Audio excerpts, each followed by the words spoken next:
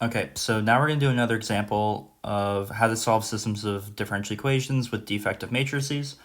But now we're going to tackle the case where we only get one eigenvalue that shows up, and accompanying that is only one eigenvector. So when that happens, something spooky has to occur for you to go and get your other solutions that you need. I have a matrix here with Jordan blocks that we can kind of use to illustrate this. And so what we can do is just, the normal process here. So we go through and we find the eigenvalues. In our particular case, we have a triangular matrix, so you can just read them off the diagonal. They're all the same.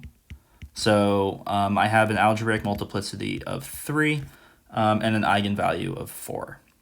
All right, so I have to go through and find all the eigenvectors here. So a minus lambda 1I is a minus 4 times the identity, which gets rid of all the diagonal terms and leaves these blocks on the bottom left-hand side. And so again, just to get in the habit, we check the rank. We find it to be 2. And we know we have a 3 by 3 matrix, so that tells us that the nullity is equal to 1. So we can find the one eigenvector that we should be able to find here. And so we can say that V is going to be, we'll call it the space again. So we'll use E is the span of that one vector we can find, and let's call it 0, 0, 1 to be simple here. All right, so I have a problem, right? Algebraic multiplicity of 3, geometric multiplicity of only 1, so I have a defective matrix, and it's super defective. Not so much to the point where we can't handle it, but it does give us a lot more work to do. And why is that? So if we try to write out our normal solution, we have C1e to the lambda t times some vector v naught, and v naught will come from the span, right? Because it's an eigenvector. But then I run out of information again. So what I have to do is I have to find 2 other linearly independent solutions. I'm going to call them x1 and x2. And x1 and x2 are going to be solutions that we use generalized eigenvectors to find. So you remember x1 from last video. We know that to be e to the 4t. We have v1, a generalized eigenvector, plus t times v naught. So we're familiar with everything up to this point, but then x2 gets a little funky. But we define it as e to the 4t, another generalized eigenvector v2, t times v1, and then plus t squared over 2 factorial v naught. All right, so this is something we haven't really seen before, a t squared over 2 factorial.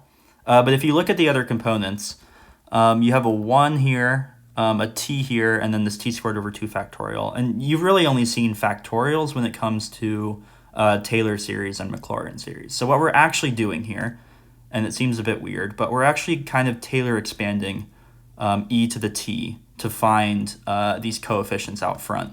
This t squared over 2 factorial, this t, and this 1 here. If you want more information about why we're doing that, you can consult the textbook. I'm just here to tell you what we're doing for exams and whatnot.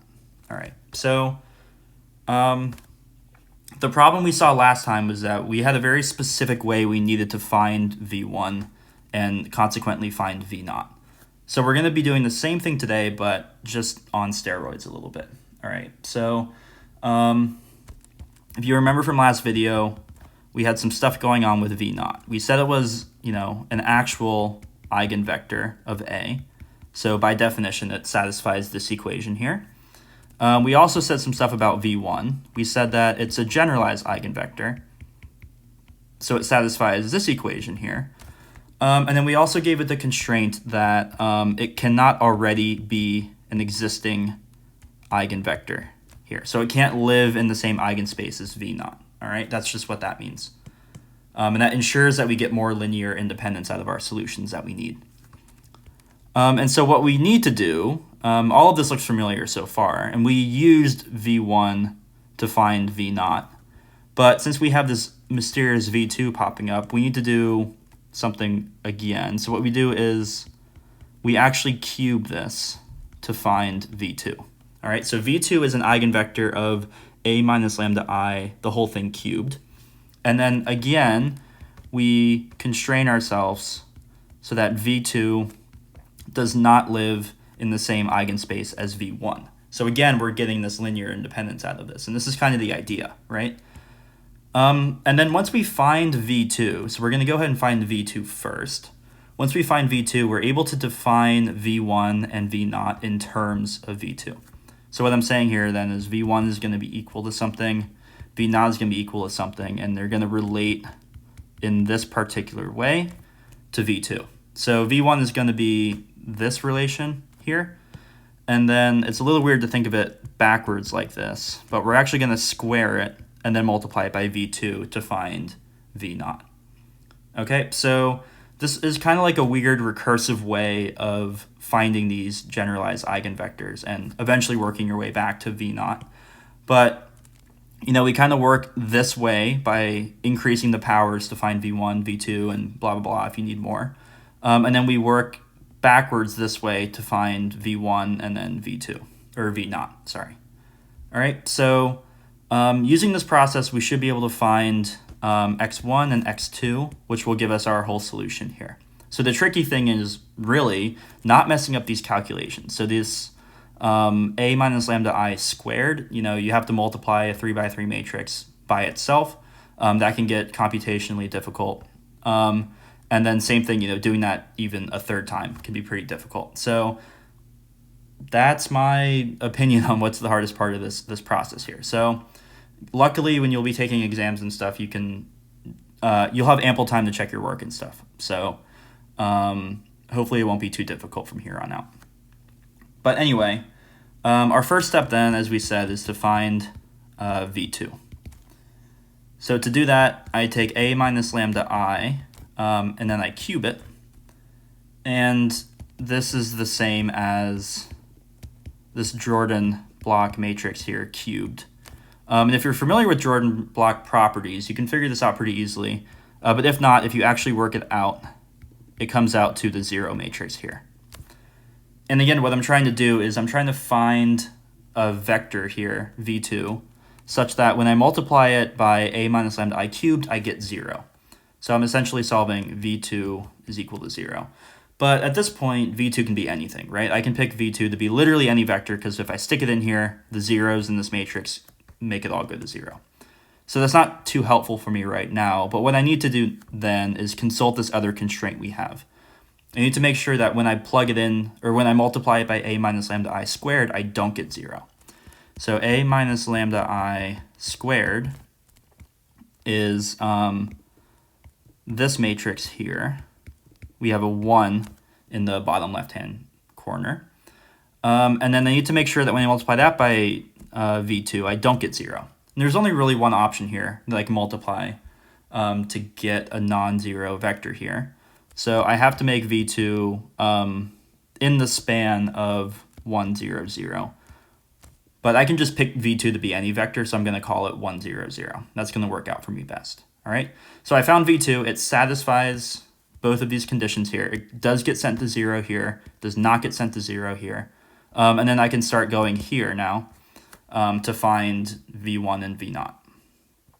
So v1 is equal to a minus lambda I times v2, which is equal to 0, 0, 0, 1, 0, 0, 0, 1, 0 times v2, which is 1, 0, 0, and that's going to give me just the second standard basis vector, 0, 1, 0. All right, and then v0 is a minus lambda I squared times v2, which gives me 0, 0, 0, 0, 0, 0, a 1 down here, multiplying that by v2, and I just get the third standard basis vector here. Okay, so I have my v1 and my v0 now, and all I have to do is just plug them back in here and here to find out my entire solution. So x1 of t then is e to the 4t v1.